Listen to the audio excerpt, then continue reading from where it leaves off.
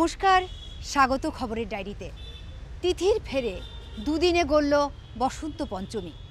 সরস্বতী পুজো হলো রবি আর সোমবার মিলিয়ে, ফলে আগরতলা সহ সারা রাজ্যে শিক্ষা প্রতিষ্ঠানগুলিতেও সুবিধে মতো ভাগাভাগি করে আয়োজন। ছেলেমেয়েরাও ঘটা করে উপভোগ করল বাগদেবী বন্দনার পর্ব।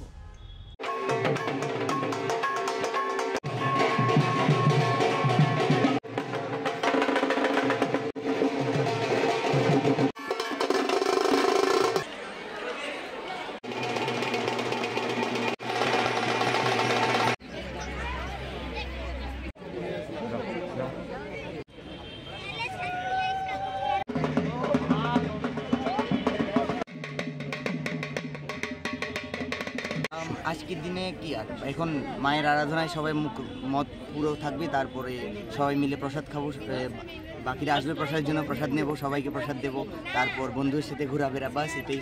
ঘুরতে পার্শ্ববর্তী স্কুলে, তারপরে বড় বড় আগরতলা যে পূজাগুলো হচ্ছে ওখানে সব ওসব জায়গাতে যাবো সবগুলো। সরস্বতী মায়ের কাছে এটাই প্রার্থনা, যাতে সবাইকে ভালো করে পড়াশোনাতে মগ্ন রাখতে পারে।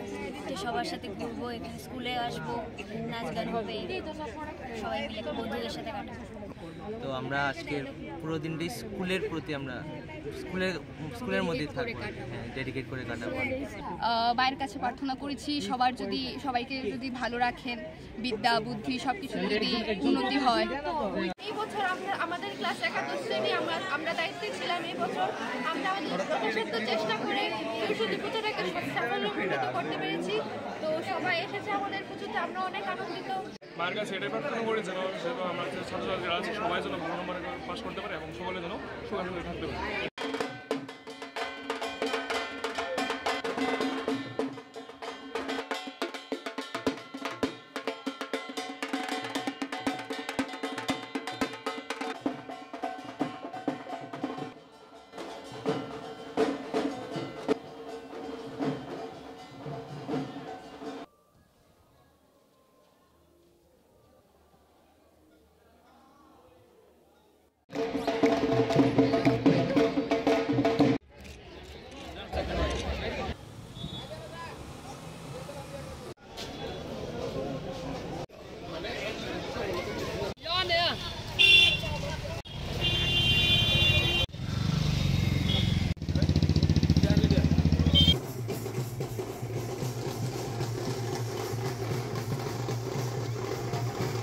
বাগদেবীর আরাধনায় আজকে 2 ফেব্রুয়ারি আমরা মার আরাধনা করছি। আমাদের ছাত্রছাত্রীরা যারা আছে, আমাদের অভিভাবক মণ্ডলী, আমাদের শিক্ষক শিক্ষিকারা, আমরা সবাই এই উৎসবের মধ্য দিয়ে আমরা মার আরাধনা করছি। সরস্বতী মার আশীর্বাদমূলক এটা একটা সুস্থ মন এবং সুস্থ রুচির পরিচয়। আন্তর্জাতিক সমবায় বছর উপলক্ষে সমবায়ের প্রচার এবং উন্নয়নের শীর্ষক আলোচনার আয়োজন ছিল আগরতলার রবীন্দ্র ভবনে। আর তাতে মুখ্যমন্ত্রীর উপস্থিতি খুবই প্রাসঙ্গিক নিঃসন্দেহে বলা যায়। আগামী দিনে 25 থেকে 30 লক্ষ মানুষকে সমবায়ের সাথে যুক্ত করার পাশাপাশি প্যাক্সে কম্পিউটারাইজেশনের চিন্তা ভাবনার কথাও জানালেন মুখ্যমন্ত্রী। सुधीर महाजन जी शुभम करोतु के माध्यम से आर्थिक और सामाजिक उत्थान को उस तरफ हम बढ़े। ये अगर ट्रेनिंग भी पार्ट करनी है,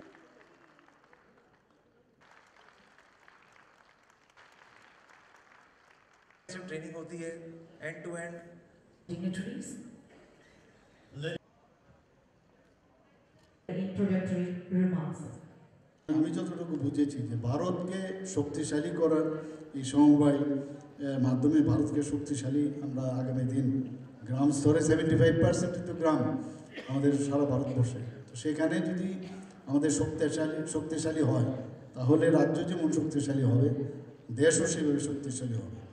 এবং সমবায়কে কেন্দ্র করে আমাদের রাজ্য দারিদ্র্যমুক্ত গঠন করা সম্ভব হবে।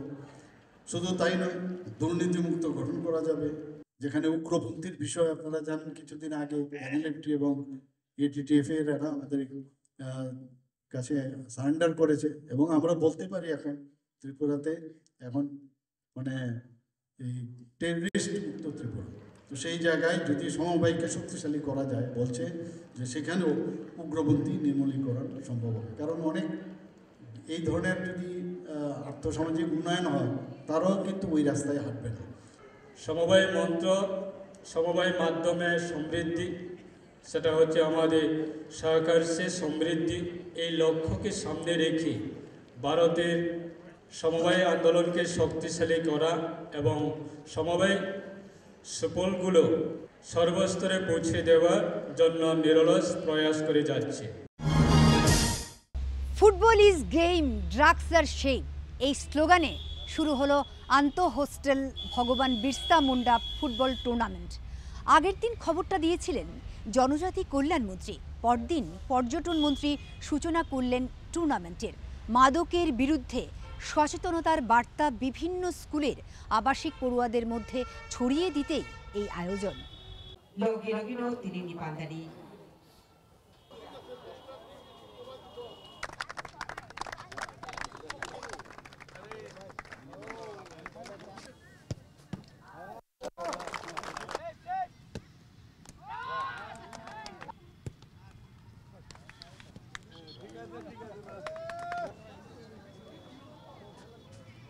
বিদ্যুৎ বিভ্রাটের জন্য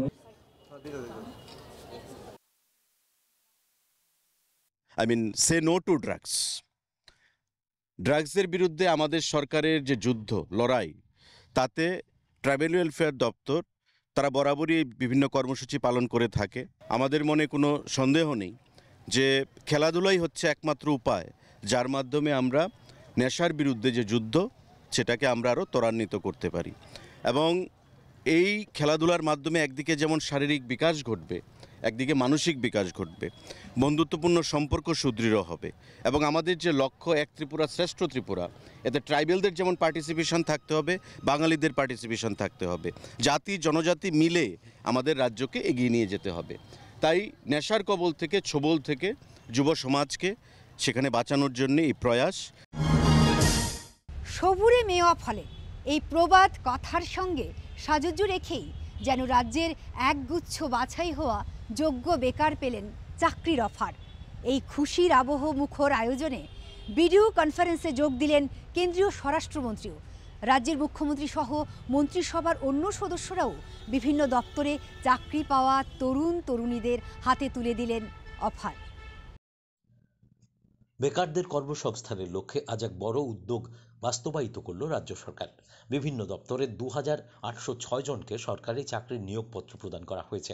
রাজধানীর বিবেকানন্দ ময়দানে এক অনুষ্ঠানের মধ্য দিয়ে মুখ্যমন্ত্রী থেকে শুরু করে বিভিন্ন দপ্তরের মন্ত্রীরা এই অফারগুলি তুলে দেন তাদের হাতে। ফার্মাসিস্ট, ল্যাব টেকনিশিয়ান এবং মাল্টিটাস্কিং স্টাফ হিসেবে এই অফারগুলি তুলে দেওয়া হয়। বিবেকানন্দ ময়দানে আয়োজিত অনুষ্ঠানে মুখ্যমন্ত্রী ছাড়া অন্যদের মধ্যে উপস্থিত ছিলেন রাজ্য মন্ত্রিসভার বিভিন্ন মন্ত্রী ও বিধায়করা।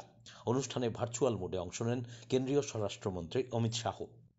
অনুষ্ঠানে ভাষণ দিতে গিয়ে কেন্দ্রীয় স্বরাষ্ট্রমন্ত্রী বলেন, আগে ত্রিপুরায় সরকারি চাকরি পেতে গেলে সিপিএম এর দলে নাম লেখাতে হতো।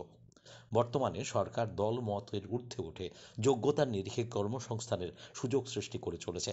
নতুন নিয়োগ প্রাপ্তরা প্রধানমন্ত্রী নরেন্দ্র মোদীর বিকশিত ভারতের অংশ এবং বিকশিত ত্রিপুরার অংশ।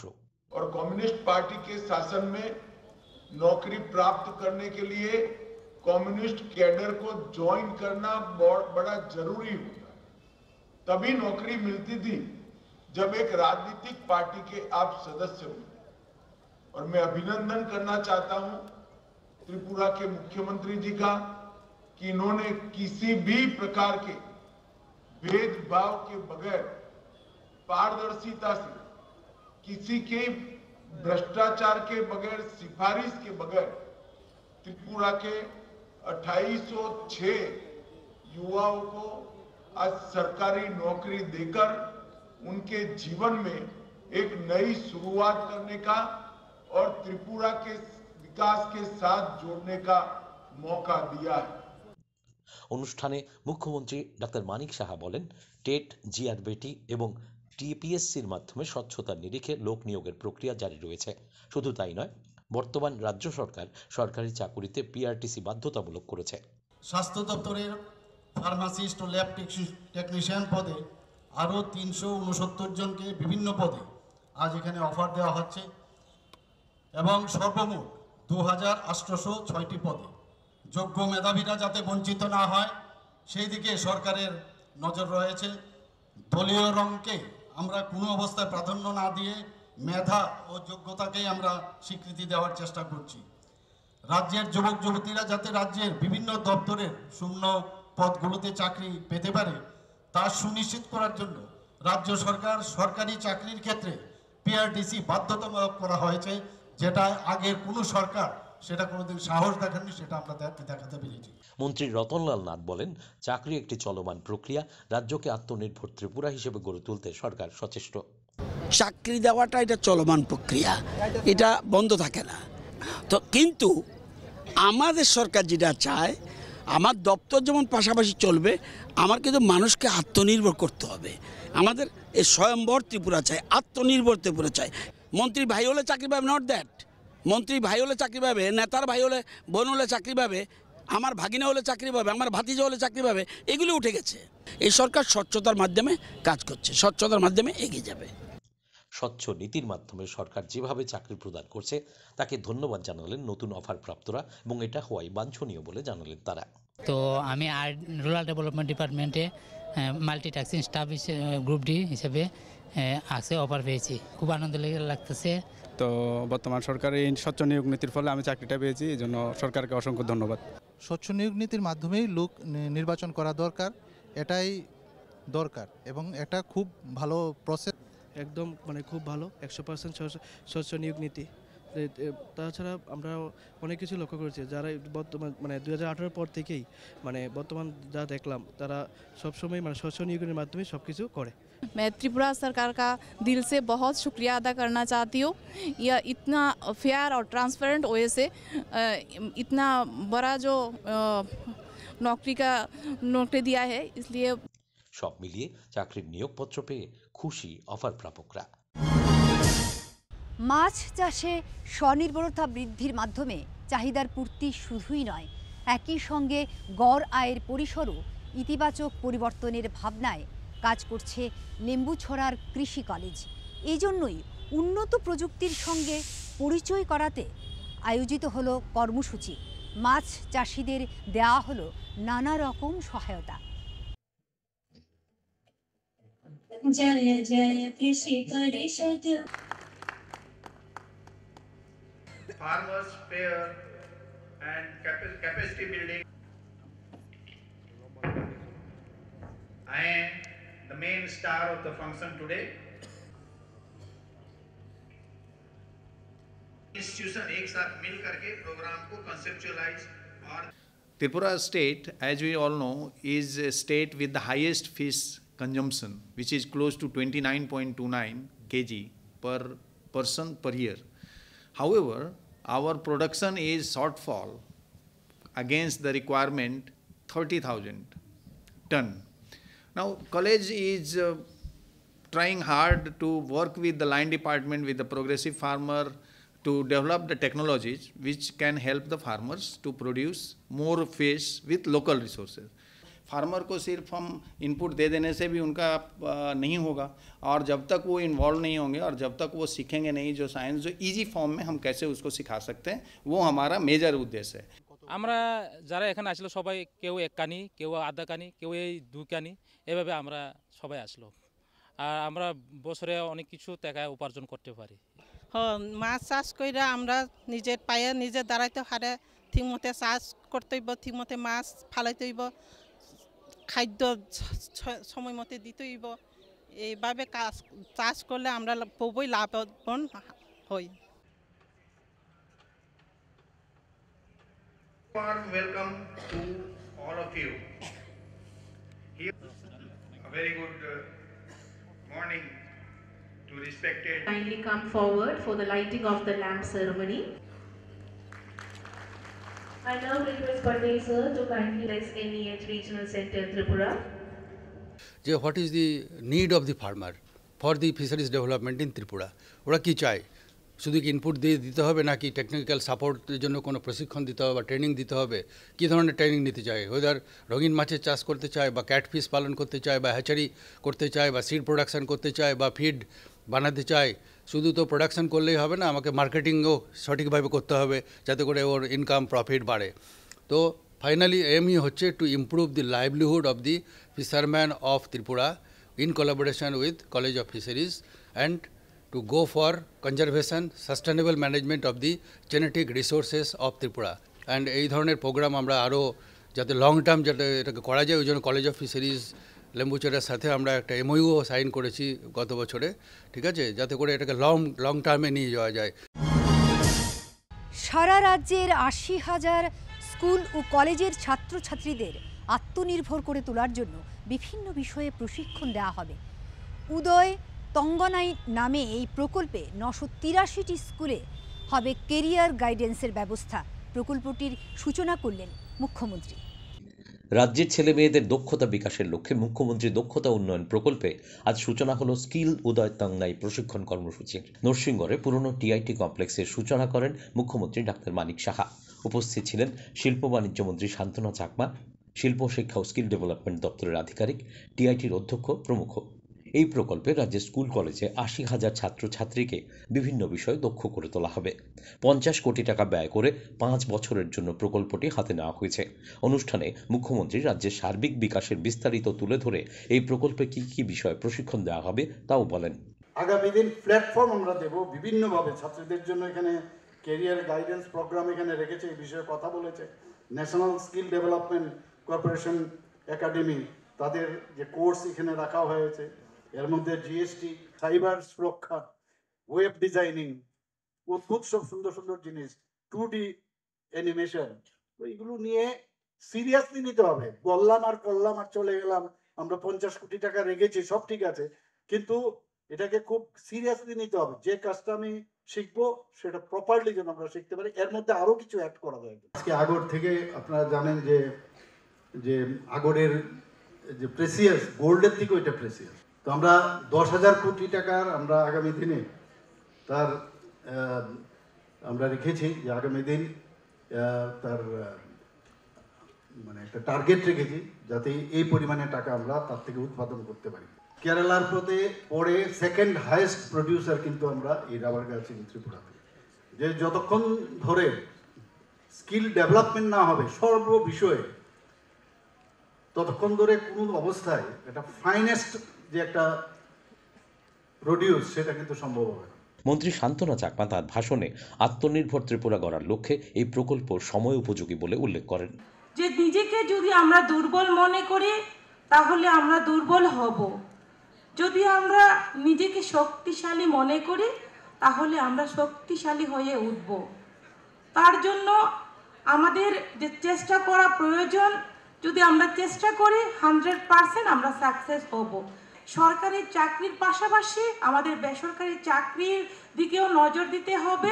শুধুমাত্র আমরা চাকরির দিকে নয়, বিভিন্ন ধরনের ট্রেনিংয়ের মাধ্যমে আমরা যাতে নিজে উদ্যোগ নিয়ে আমরা যাতে অন্যকেও যাতে আমরা চাকরি দিতে পারি, সেই আমাদের দিশাতে কাজ করতে হবে। এর আগে মুখ্যমন্ত্রী টিআইটির ছাত্রছাত্রীদের দ্বারা তৈরি ড্রোন মহড়া পরিদর্শন করেন।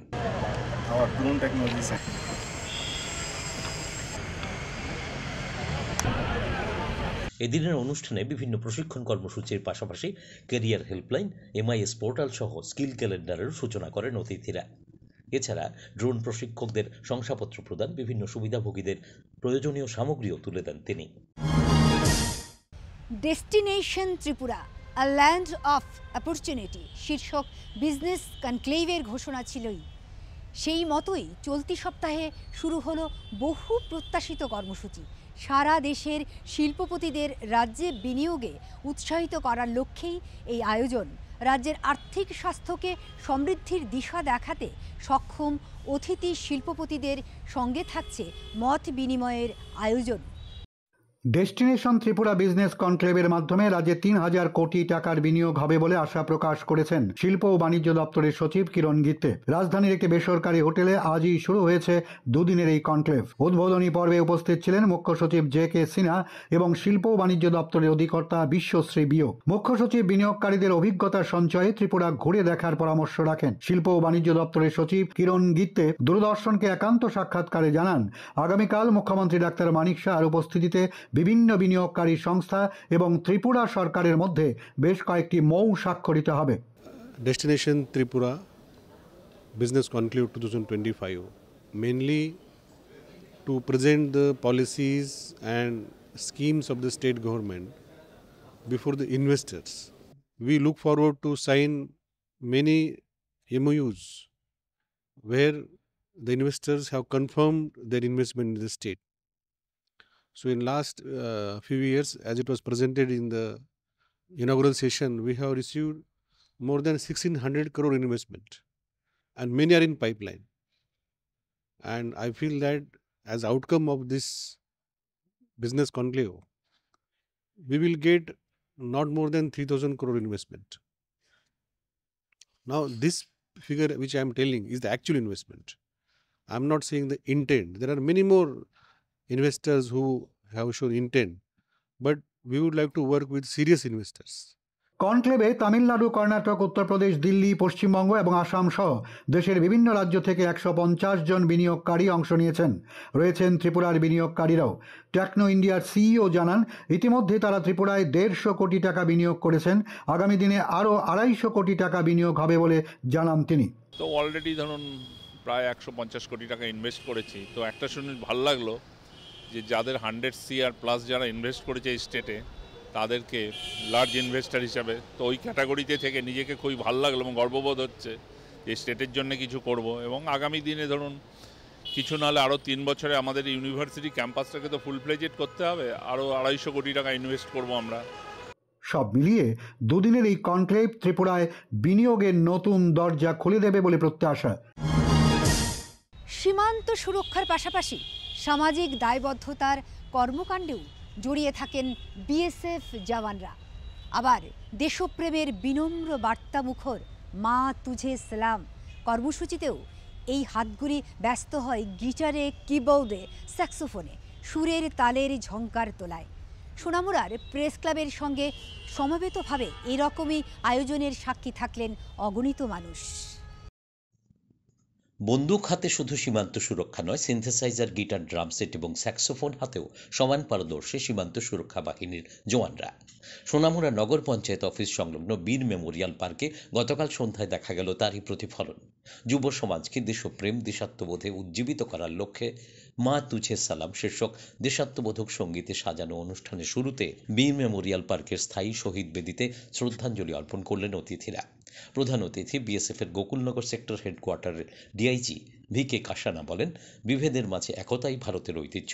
অনুষ্ঠানে অন্যদের মধ্যে উপস্থিত ছিলেন 81 নম্বর ব্যাটালিয়নের কমান্ড্যান্ট রাকেশ সিনহা, সিপাহীজলা জেলার অতিরিক্ত পুলিশ সুপার রাজীব সূত্রধর, মহকুমা শাসক মহেন্দ্র কাম্বে চাকমা, মহকুমা পুলিশ আধিকারিক শশী মোহন্তি বর্মা, আকাশবাণী ও দূরদর্শন কেন্দ্র আগরতলার সংবাদ বিভাগের সহকারী অধিকর্তা কুণাল ভি শিন্ডে, সোনামুড়া নগর পঞ্চায়েতের চেয়ারম্যান শারদা চক্রবর্তী প্রমুখ। जो हमारा संगीत में चेहरा आपने आज देखा और मुझे खुशी है उतना ही संगीत में चेहरा आप लोगों का था और है और आगे दिखने को मिलेगा। कठिन समय में भी हम साथ, खुशी में भी साथ, और ऐसी महफिलें जहां हम संगीत में शाम के द्वारा अपने शहीदों को नमन करते हैं, उनको याद करते हैं, उनको धन्यवाद देते हैं कि आप थे तो हम आज जीवित हैं, हम गर्व से, सम्मान से सिर उठा के जी पा रहे हैं। मुझे उम्मीद है कि जो सहयोग हमें सिविल सोसाइटी और सीमा वासियों से खासकर, कि ये सहयोग आपका जो अब तक मिलता रहा कि और मजबूती से मिलेगा। और मैं यकीन दिलाता हूँ कि 81वीं वाहिनी आप लोगों की सेवा में हमेशा तत्पर है। অনুষ্ঠানে দেশাত্মবোধের অনন্য নজির স্থাপনকারী সোনামুড়ার এক টমটম চালক জাফর আলীকে সম্বর্ধনা প্রদান করা হয়। এছাড়া বিএসএফ জওয়ানদের পরিবেশিত সঙ্গীতানুষ্ঠান দর্শকদের দারুণ প্রশংসা কুড়িয়েছে।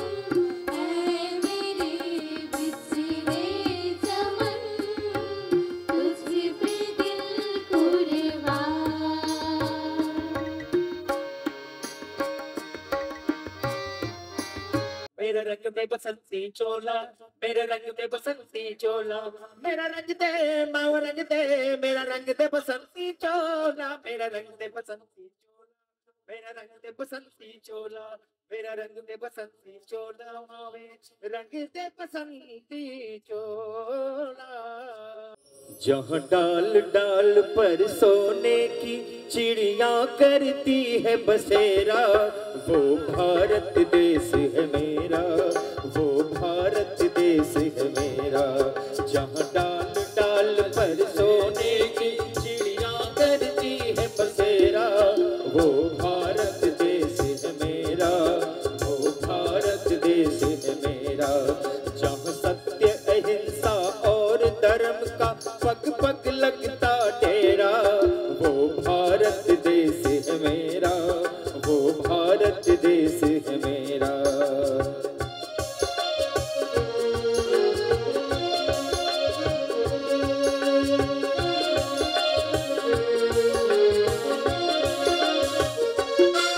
ये धरती जहाँ ऋषि मुनि जपते प्रभु नाम के माला,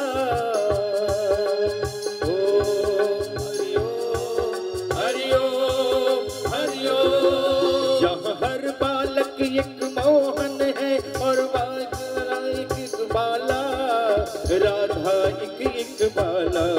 जहाँ प्रेम की बंसी जहाँ बजाए आके श्याम सलोना, वो भारत देश है मेरा, वो भारत देश है मेरा।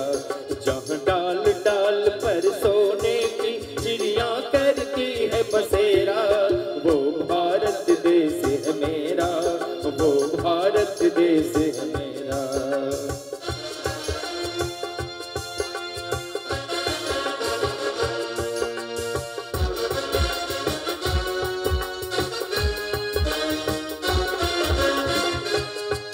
जहाँ गंगा यमुना कृष्ण और कावेरी बहती जाए,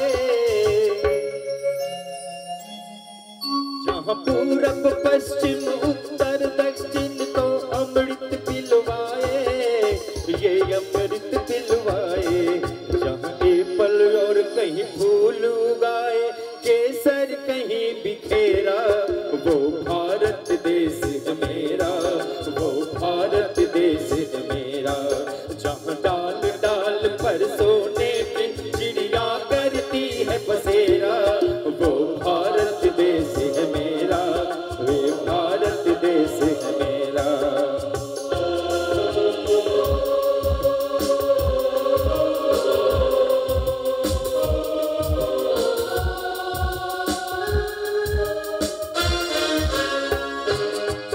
अलबेलों के इस धरती के त्योहार भी हैं अलबेले,